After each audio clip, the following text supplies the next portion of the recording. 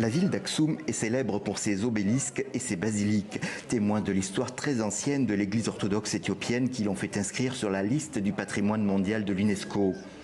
Mais l'histoire a rattrapé Aksum à l'automne dernier, quand l'armée fédérale a lancé son attaque contre la province du Tigré. Selon un nouveau rapport d'Amnesty International, elle aurait connu un massacre de plusieurs centaines de civils les 28 et 29 novembre. L'ONG parle de crimes de guerre. Cette attaque était en réponse à une petite attaque d'un groupe de miliciens pro-TPLF, donc pro-rebelles. Et en réponse à cette attaque, l'armée érythréenne a tiré à vue sur les civils pendant plus d'une journée et a également conduit des raids de maison en maison. L'Organisation de défense des droits de l'homme se base sur les témoignages de 41 survivants et témoins de l'attaque. Et ceux-ci incriminent tous l'armée venue d'un pays voisin, l'Érythrée.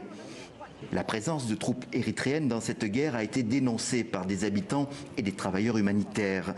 D'après le rapport d'Amnesty International, les témoins du massacre d'Aksum auraient identifié les Érythréens, notamment grâce à leurs véhicules, leur langue et des scarifications caractéristiques sur leur visage. Des informations que contestent les gouvernements érythréens et éthiopiens.